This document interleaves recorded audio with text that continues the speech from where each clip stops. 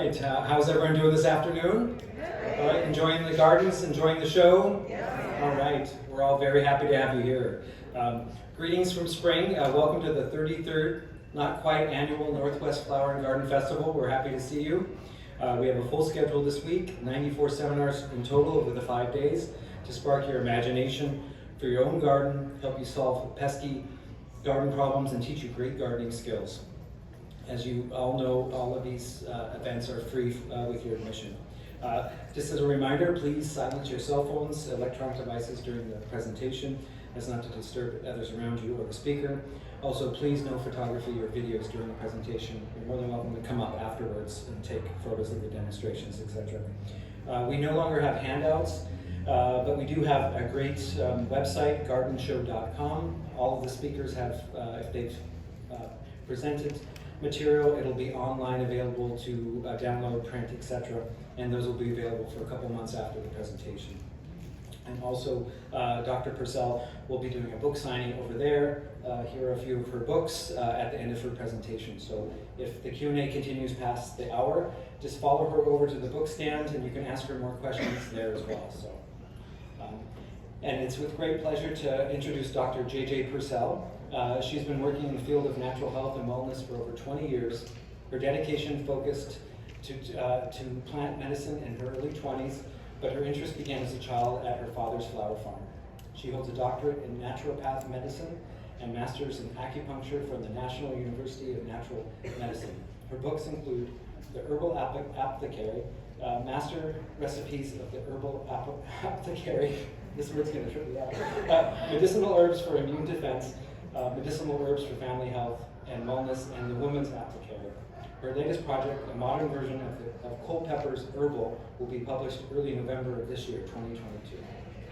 Dr. JJ's love of creating beautiful places still resides, and she spends much of her free time on her acreage, manifesting secret spots, garden bliss. So please welcome Dr. JJ Purcell for her talk, Make Beautiful and Healing Container Gardens.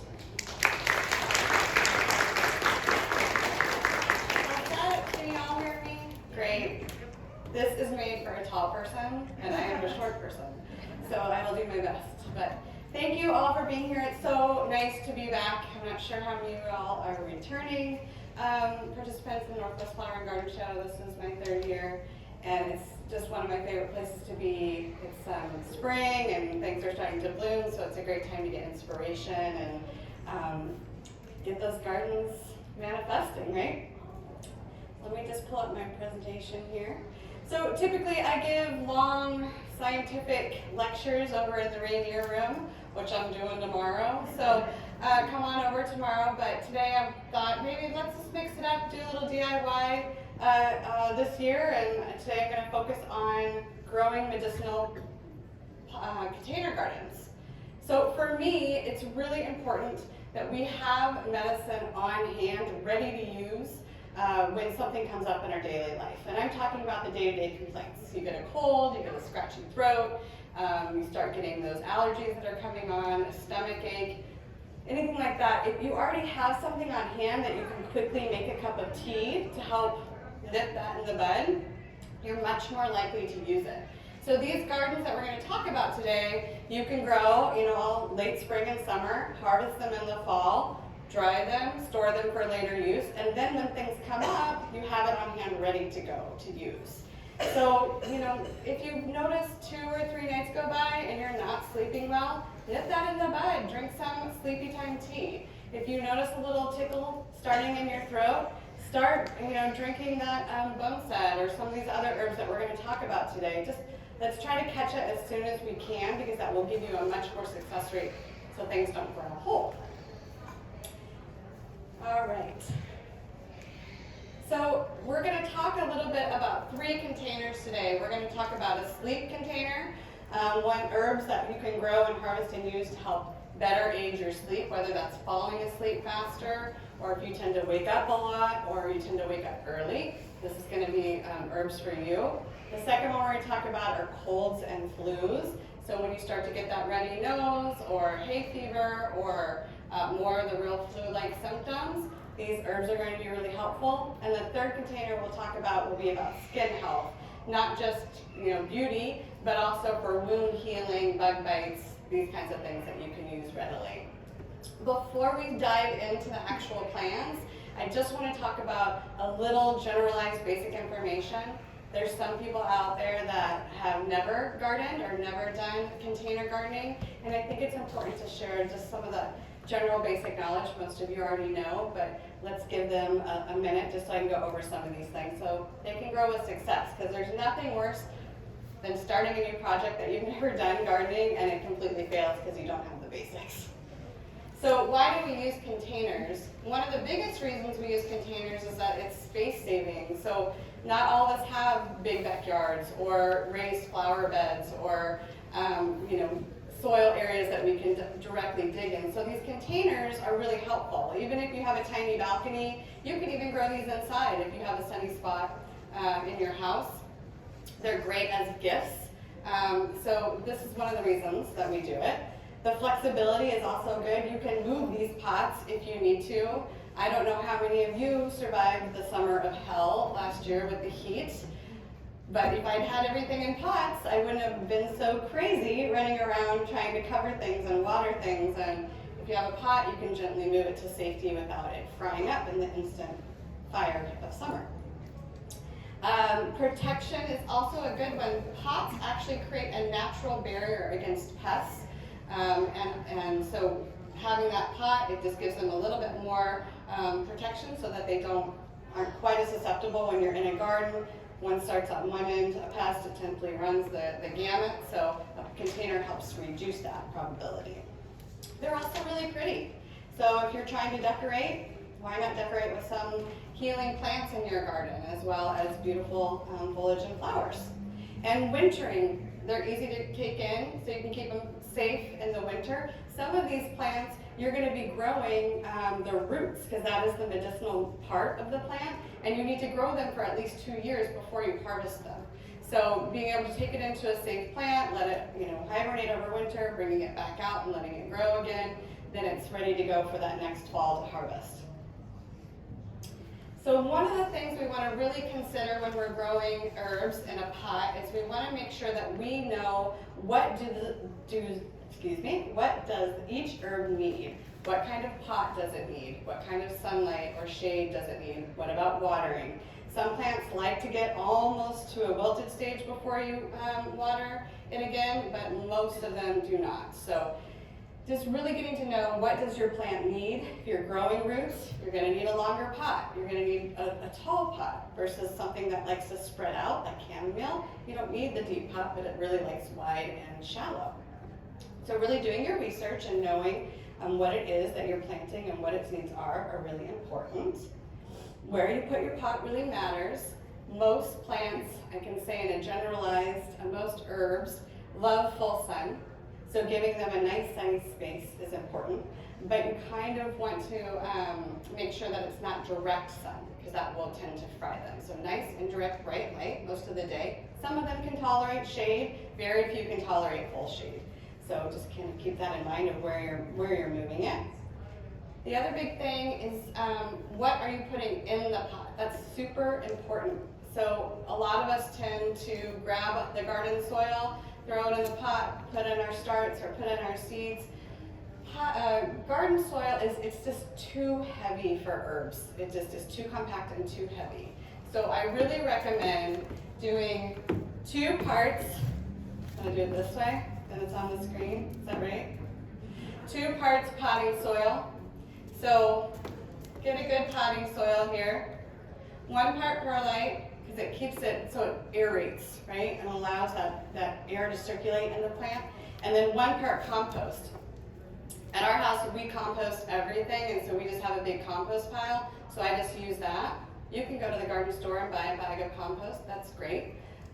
Just keep in mind, whatever you're putting in there is going directly into the herbs that you will be harvesting and then ingesting. So keep that in mind, that you want it to be as clean as possible. Things up this over here.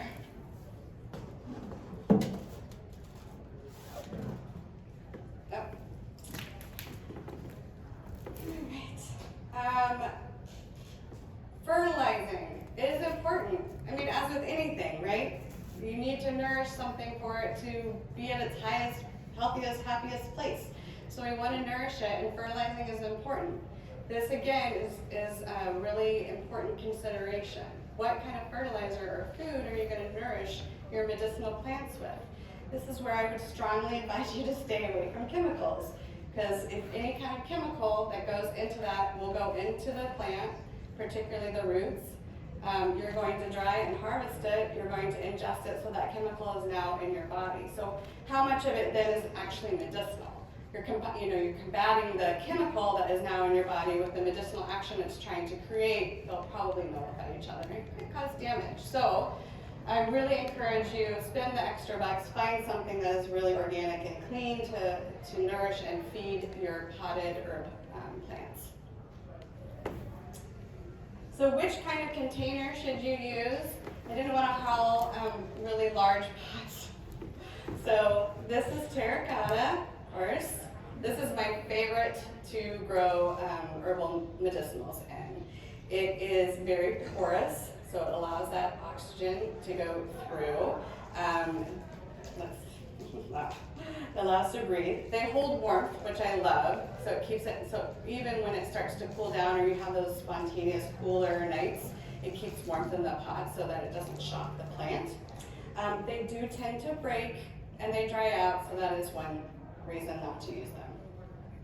The plastic pots, they're really cheap, right? They're really cheap. They don't break easily, and they're a bit porous. They tend to hold moisture better. So you might be watering less in a plastic pot than you would a terracotta. This is going to dry out a little bit faster. Over time, they will weather, change colors and start to become brittle, but they tend to be a good choice. Wood is really good if you want to do that natural, nature kind of vibe. It's really well. It's really good for wintering. So if you're growing roots, wood is a good choice because it holds heat really, really well. And it's semi-porous, so it's going to allow a little bit of oxygen through. Glazed pots, they're gorgeous. There are so many different varieties, and for decorating, that's great, but you have to drill holes in the bottom. So they often do not have the holes. They're super pretty, and then people put pots inside of pots. That's not ideal when you're growing herbs, so just make sure that you drill holes. And in any of these, having a nice layer of gravel at the bottom is very, very helpful. It helps drain the moisture so that pots aren't sitting in water, and it helps to, again, aerate. And then you can also use metal. I've seen people use tin cans to start plants, and that works too. It's really what you have is what you use. You don't have to go out and break the bank or have a big budget. Metal also, then you'll need to drain those holes. I see a lot of people using those troughs, the big water troughs.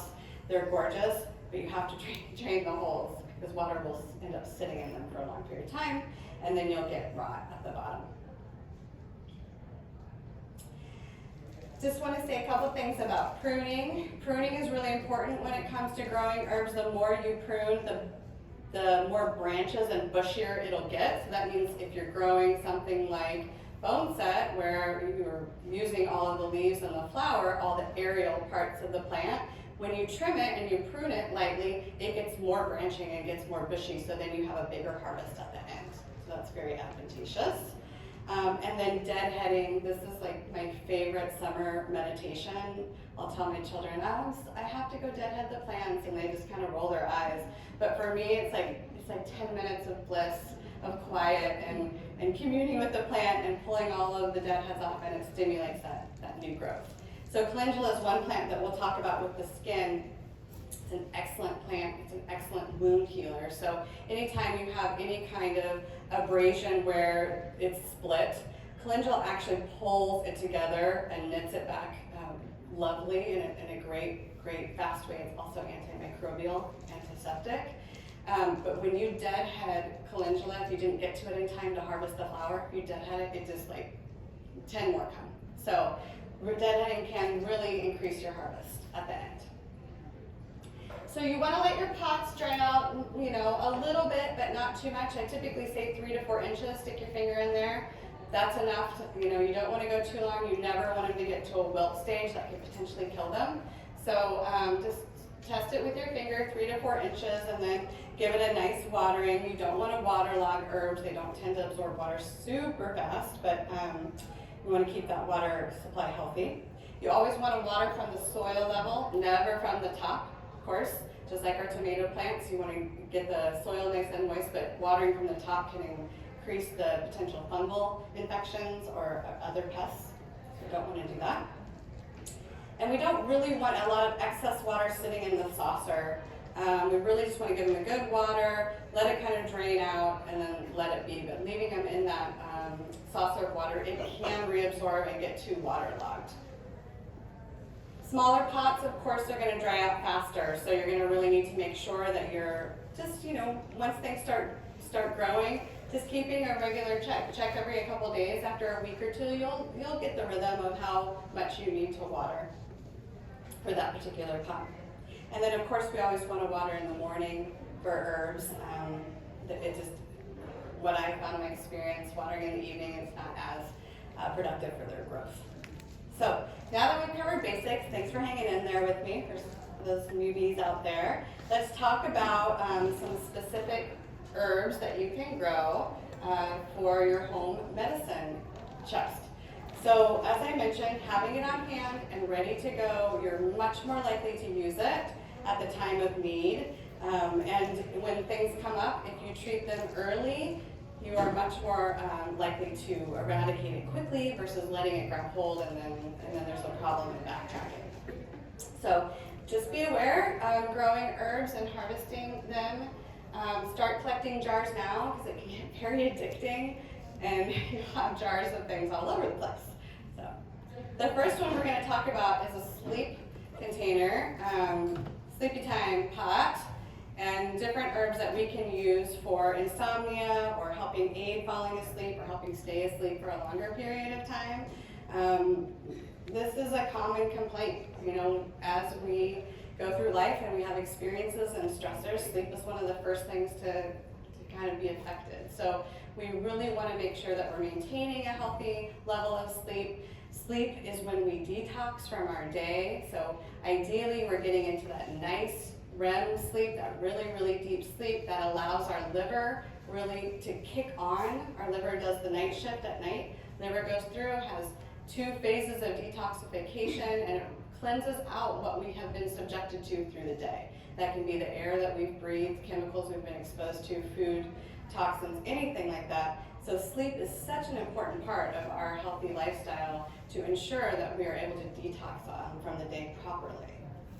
So the first plant we're going to talk to you, now the hardest thing about doing a talk like this in February is that there are no live plants.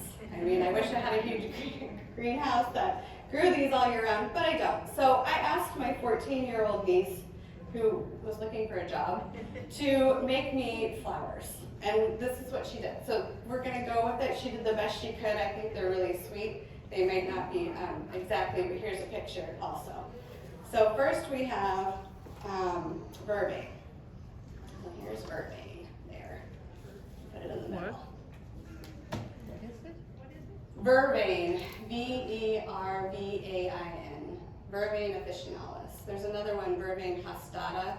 That's an ornamental. It's really pretty, but it's not medicinal. So make sure you get the officinalis.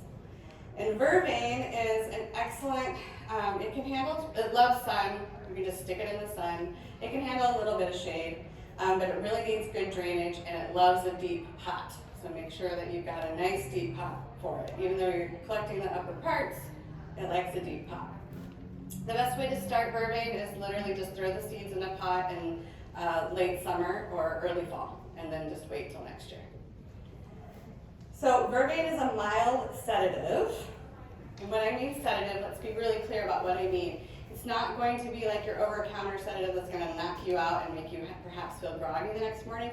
When I speak about sedatives, we're talking about nervines. So in the world of naturopathic medicine and herbs specifically, we have a class of herbs called nervines, and they affect the central nervous system. The central nervous system does a lot of communication with the brain about sleep and sleep patterns and the GABA receptors in the brain and so on and so forth. Vervain does an excellent job at being a slight sedative in the sense that it calms the nervous system. So when we're getting ready for bed, we want to calm the nervous system, right? This is why they say, oh, get off the computer and don't watch TV an hour before bed, and don't be making out your list for tomorrow, all these things. You want to have a calm hour before you sleep. You're shifting into that relaxed state. Vervain has been studied, and this as a good side note, any time I say Vervain has been studied or there's clinical research, I have citations, so if anybody wants those citations, please email me. I'll just shoot them over to you. I do a lot of research, so I've got all of those ready to go. So Vervain has been researched to actually reduce the amount of time it takes to fall to sleep. So if you're the type of person that goes to bed, and not the type of person that goes to bed and you start getting the monkey mind, we're going to talk about that in a minute. The type of person that just goes to bed and it's like a blank slate, but you're just restless and you're laying there and you're tossing and you're turning and you just can't quite get to sleep, this is Vervain. This is what you want to reach for Vervain. It also increases the amount of time the body spends in REM sleep. That's the deep sleep, right? So remember how I was talking about the deep sleep is really good because it's when we clean out our body throughout the day. So really good for that. Otherwise, medicinally, we use it for other reasons too. We use it for headaches, digestive and respiratory complaints, UTIs, and to lift the overall mood. I hesitate to use the word depression. That has a lot of connotation with it.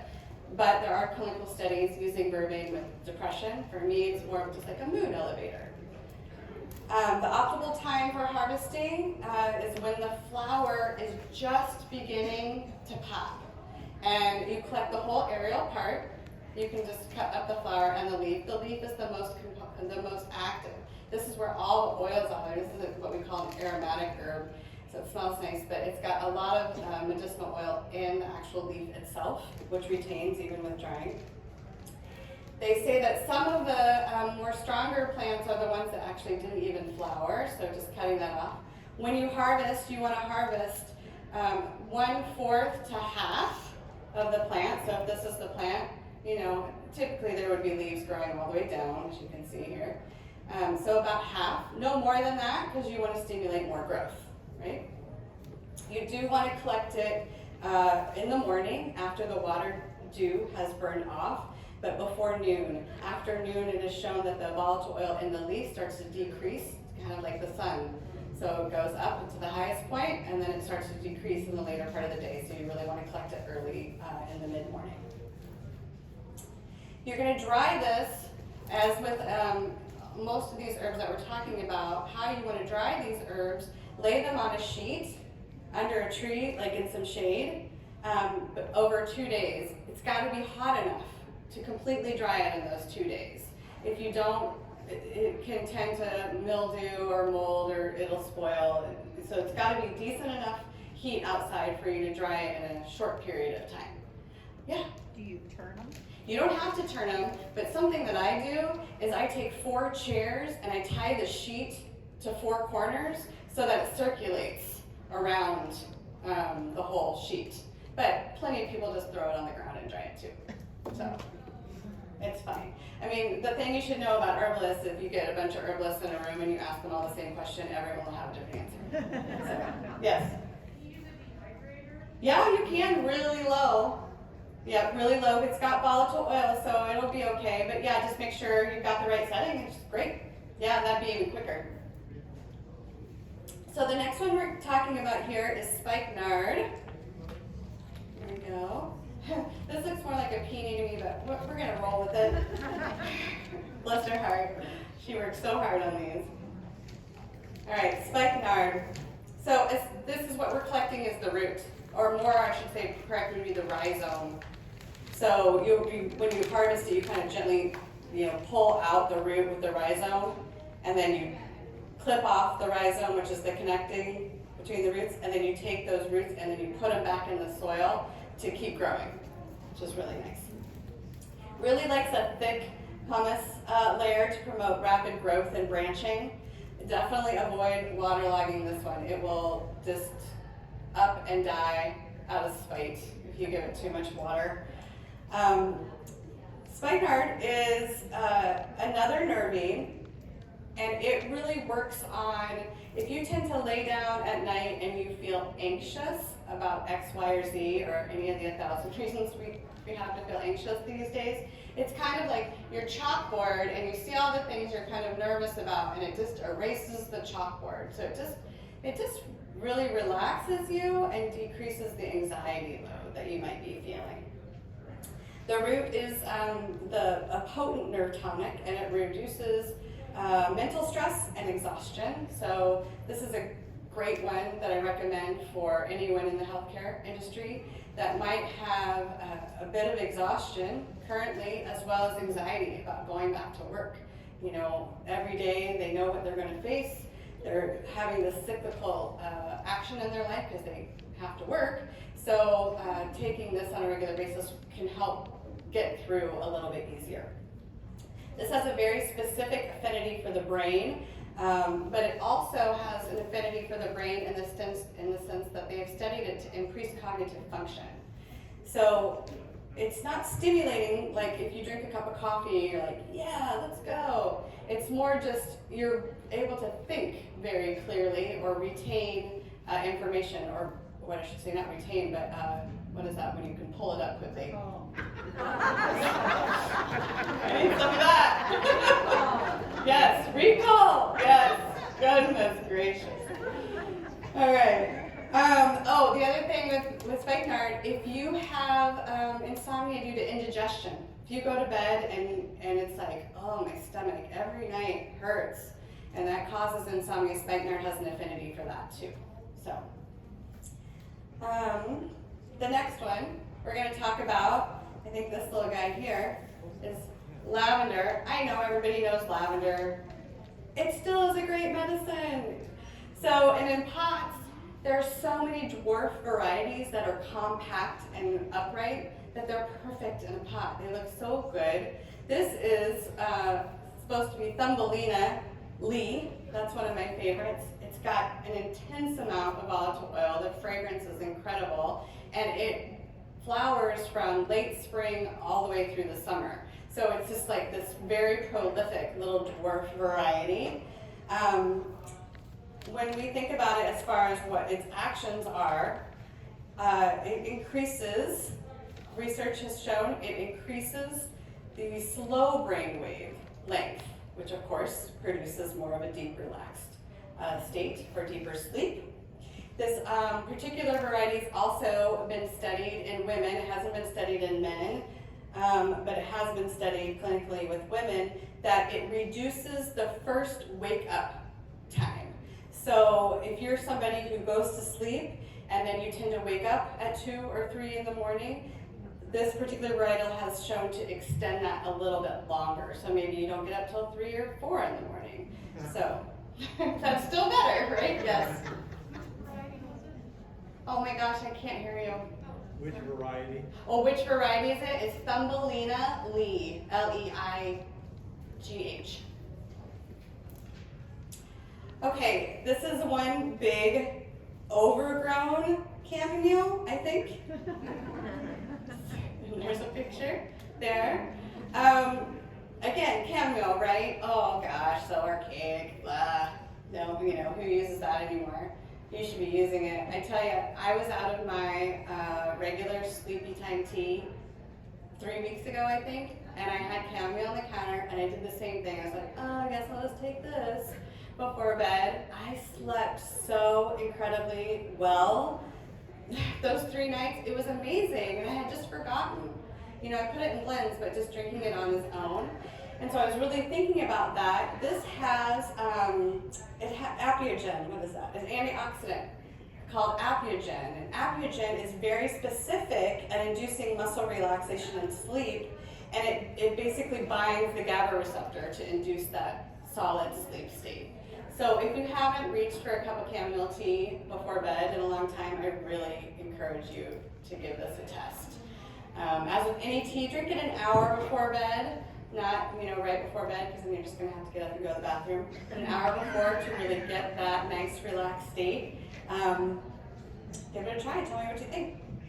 Okay, so we talked about monkey mind for a second. Here is passion flower. Here's her cute little passion flower. There. Passion flower, I still get amazed at this being able to grow so well in the Pacific Northwest. I don't know why that amazes me. It's just like the first time I saw it was in Hawaii, so I just figured it wouldn't grow as well here, but it grows incredibly well.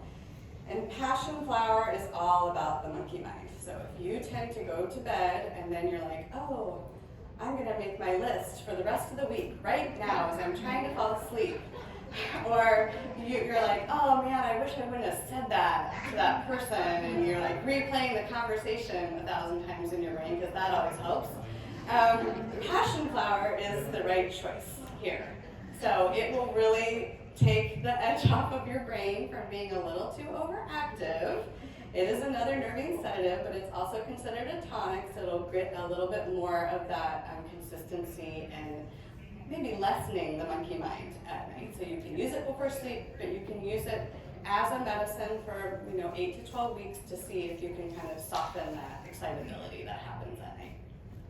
So what part do you use? Yeah, the aerial part, everything. Leaf is traditionally what you buy, but when you're harvesting it, I mean, you end up getting the flower in there too. So leaf and flower. But are these like in teas? Is that what you're talking about? So, yeah, I mean, that's a good question. Everything I'm talking about today, you can make into a tea. I'm trying to keep it really simple. If you want to learn about how to make it into a tincture, which is a sublingual or a salve topical, in any of these here will give you, shameless promotion, will give you really solid in-depths of how to harvest it. This first one goes over 100 plants, how to grow it, how to harvest it, how to make it medicine. So, any other questions? I see. Yeah. On the lavender and the chamomile, is that also leaf and flower? Yes. Okay. I mean, the chamomile is typically flower, Okay. but man, has anyone tried to harvest chamomile before? They have little rakes. I mean, they're literally like this big. And they're little rakes. I just cut off the whole little part of it and just put it all in there.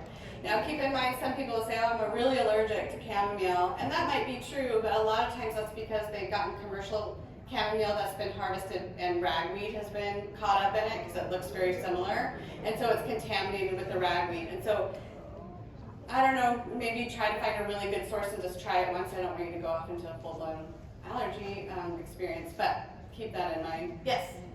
Same for the camelina, all of these are the half of the plant. Yeah, I mean, again, the flower, but I typically cut, I think the stems have a lot of oil in them too, so I just do all of it. And all before noon, like. Yes, you always want to get it before noon, for sure. Okay, just another note on passion flower. It also, it has christin, which is an antioxidant. It works very similar, like chamomile, in binding the GABA receptors, but it's very specific in reducing overexcitation of the central nervous system. So if you're one of those that like jumps to the sky because you don't see your husband come in the door and he sneaks up behind you, it happens with me all the time, or a car backfires or something like that, and you're like the cat on the ceiling, you tend to react, and you might have a little overreaction going on. So we want to calm that central nervous system down just a bit. So the last one in the sleep time is California poppy, and weeds, herbs kind of go hand in hand. So is it spread? Is it invasive? Maybe, but it still is really good medicine. So California poppy, the reason that I love it is that it's one of the best if you tend to hold a lot of tension in your body, even without you noticing, and it's the contributor to you taking a long time to go to sleep, because what ends up happening is if you're super tight all day and then you go to relax, you literally lay down, you're still all tight, and then it takes a while for the body to unwind and start to relax the physical body before the brain kicks in to actually go into sleep. And California poppy can actually help relax that physical tension in the body, and so it does a really good job. It's not the opium poppy, different, but it still has those great sedative effects in the body. Question. Yeah. So do you use the poppy and the chamomile together? Sure. Yeah.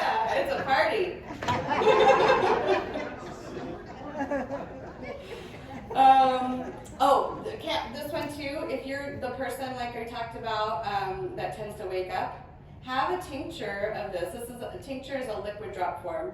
Have a tincture of this by your bedside. Like, don't even open your eyes. Just roll over and grab the tincture and put some in your mouth and roll over. It does a really good job at just like getting you back to sleep. That and hops. I recommend those two. Are great. This one though, be careful. More is not always better. It will leave you feeling hangover in the morning. Not like you've had alcohol, but like that lack of sharpness in your brain. And then you'll drink coffee and then it'll be fine. But I'm just teasing. It'll be fine.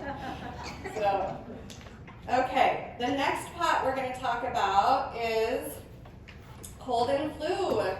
Let's keep ourselves healthy by really being on top of noticing our signs and symptoms of when we're getting a runny nose, when we're feeling a tickle in our throat, when something more serious is going on. So I always love taking advantage of an audience and talking about echinacea when I can, because I always just really love to clarify how and when you should use echinacea. So echinacea, everybody knows, it was grabbed by the marketing moguls and marketed really, really well early on, and there was a lot of research, so on and so forth. But I just want to clarify how you use echinacea. So echinacea is used early onset or to prevent cold and flu.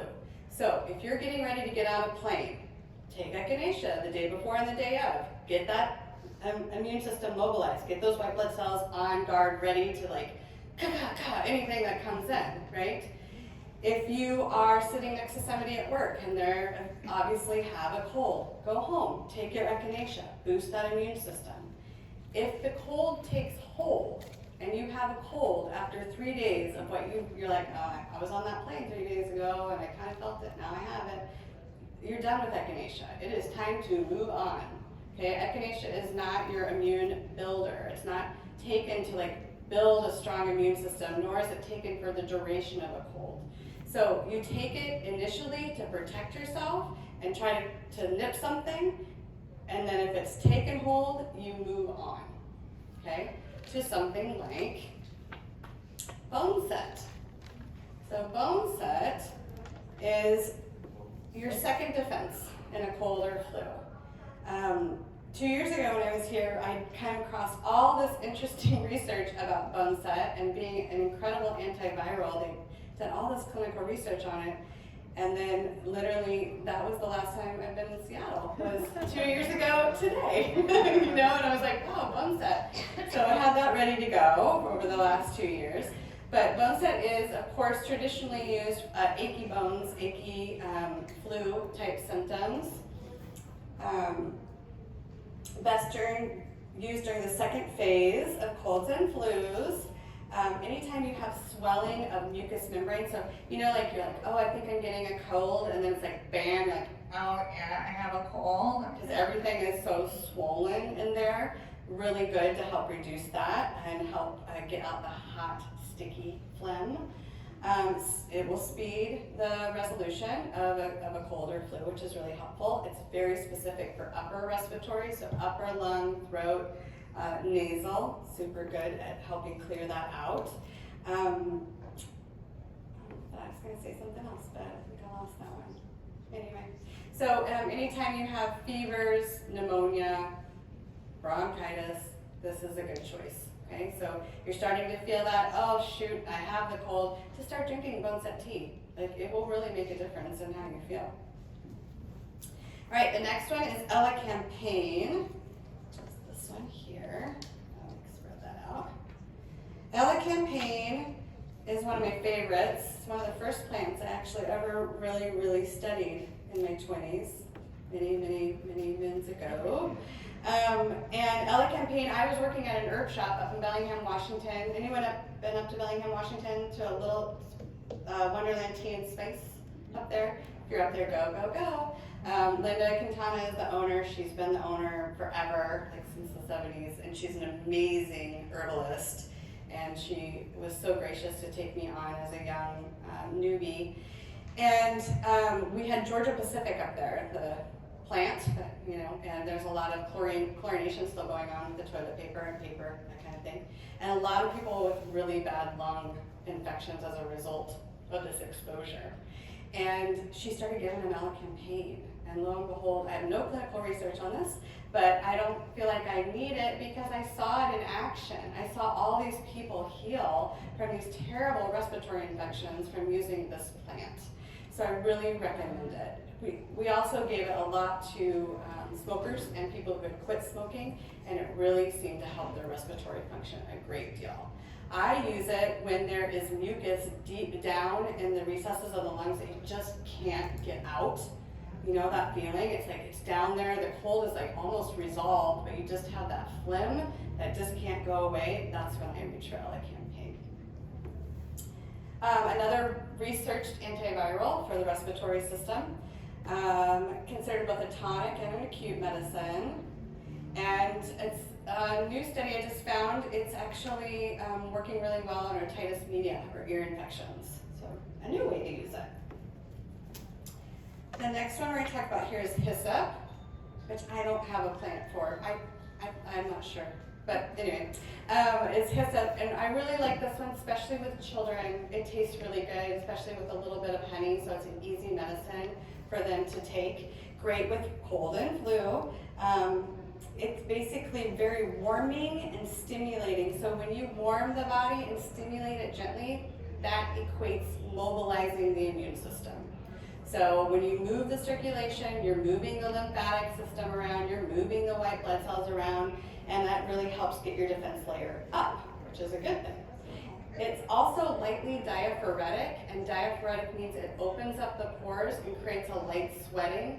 So if you have heat trapped in the body, or you have a fever that you're ready to break, it can help break that. It opens up, allows that light sweating and that fever to pass on, which is helpful. Yeah. I'm sorry? The name? Oh, we're on hyssop. Hyssop. H-I-S-S? H-Y-S-S-O-P. I'm the worst at that. I'm glad I passed that test. Another one that is really, really recommended for anyone with chronic sinus infection. So if you're those people that get them just all the time, I really recommend starting to consider doing some study on research on using your hyssop as good medicine. Because usually what that is it's stuck hot old phlegm that's up there and it traps stuff, and you need to get that out of the sinus cavity. So do you use just the flower or what? The whole aerial part. Yep, everything above. All right, the next one is, am I doing okay on time? You're not waving your sign. Okay, cool. Just totally lost track of time. It's like a daze up here sometimes. Yarrow, which I think is this one here. Yarrow, of course, we're talking about the white yarrow. That's the medicinal, not the pink or the other varietal colors. The white is the medicinal. This is an excellent styptic, total side note, not cold and flu, but a wonderful, stops bleeding, whether just topically, chew it up and just throw it on there in an emergency situation. Drinking it can stop bleeding. Really good for any kind of internal bleeding, hemorrhoids, that kind of thing. It's really, really recommended. My favorite story is Dr. Christopher. He's an herbalist of the early 20th century. And he had a sick child, had a fever. Just, sometimes the kids, they just don't want to take anything that you give them because they're just over it and they feel miserable. And he decided, okay, I'm just gonna, one cup of tea, if I could just get one cup of tea into my child. Went out to the field, collected the yarrow, made a tea, added a little honey, of course, got them to drink it, and within an hour was lightly sweating, able to break that fever. It's just such a good one to include when you're really suffering with that fever that is just relentless.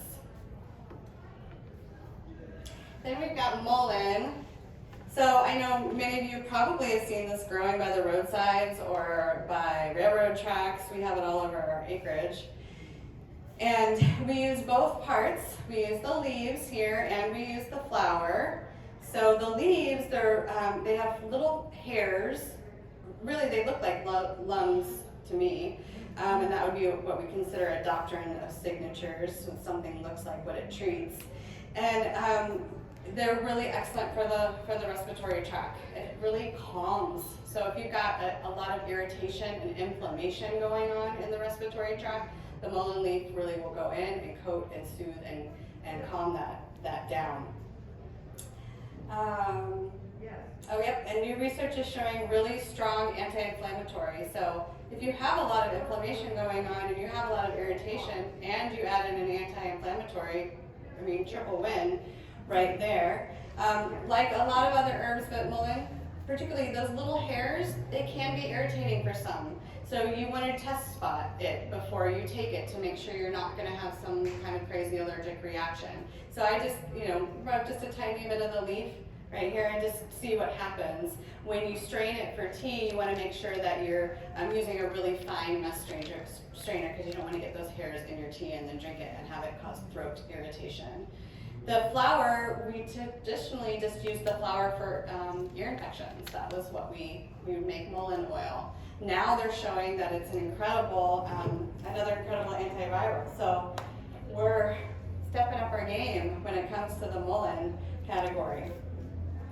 And the last one of this group is thyme, because it's such a pretty and easy to grow plant and so helpful. Any sore throat, any tonsillitis, any swollen glands, reach for the thyme. Thyme's got a lot of different bioconstituents in it, but thymol is the most active principle that we're using, and it's incredible for the whole respiratory system, but particularly it really works on the throat. So I give this to all of my singers, anyone who has hoarseness, teachers who have been talking too much. Thyme is a wonderful medicine to think about it. It's also antimicrobial, so that's why you'll see it in a lot of mouthwashes and toothpastes and other oral types of products.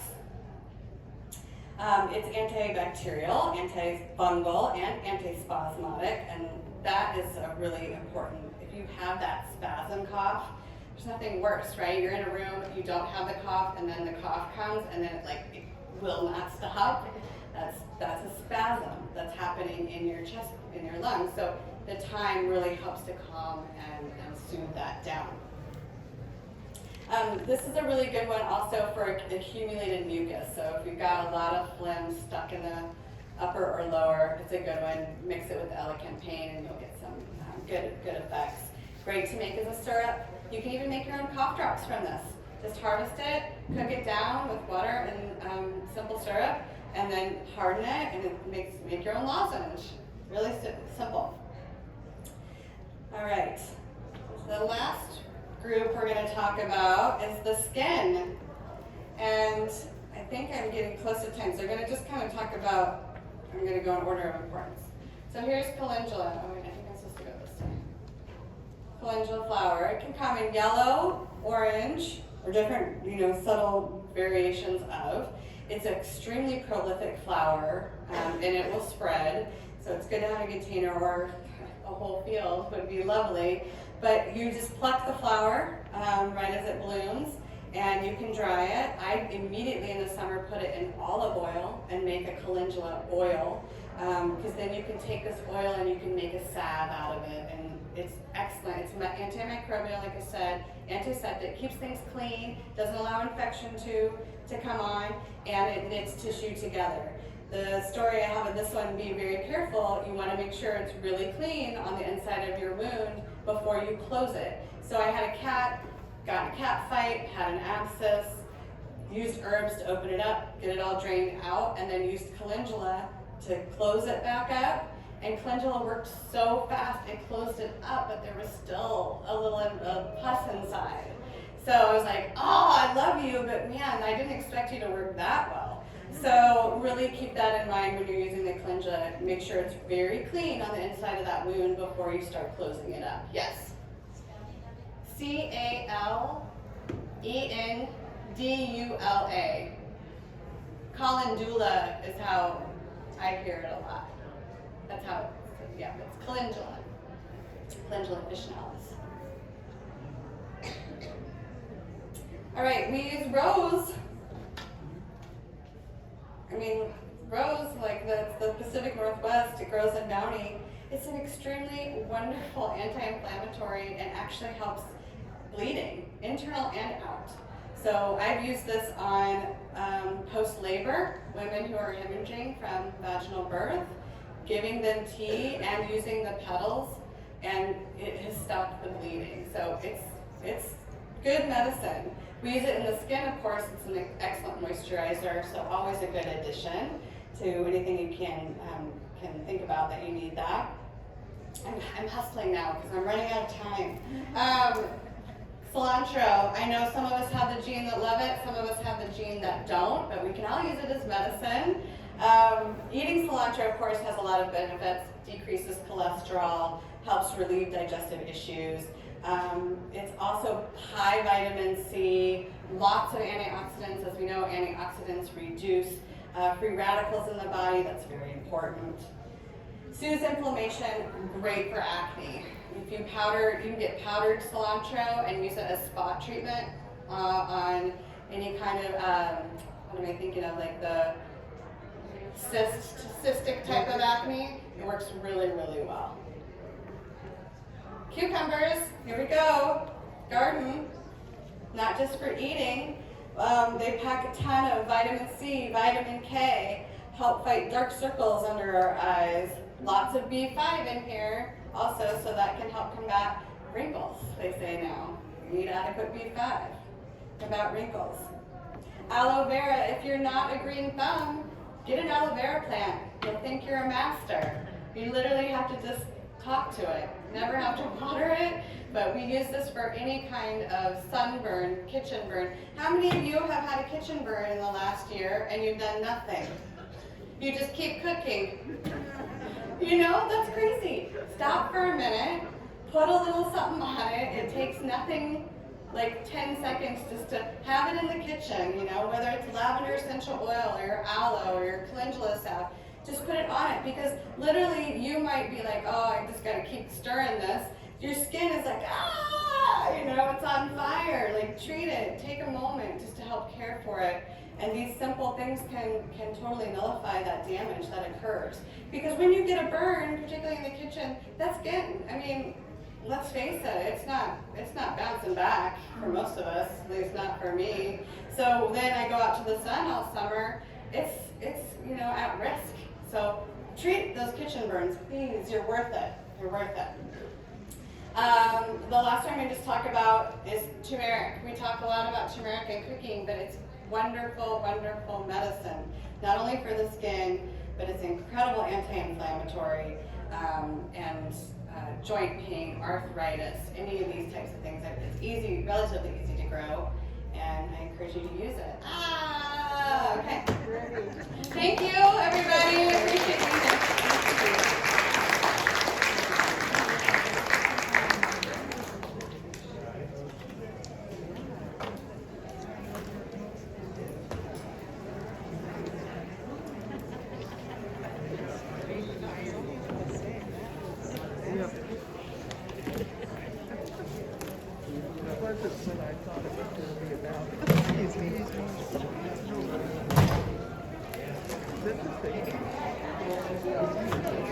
Okay, oh, should I do it? Okay. Leave all this? Okay.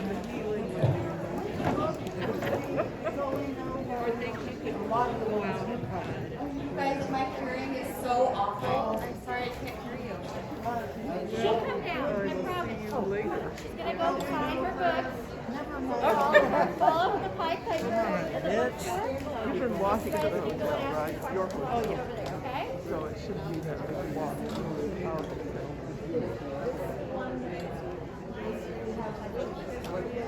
All of them, yeah, but this one's really like the most important. Thank you. Got it? Got it. Okay, all right, I'll go over there. All right.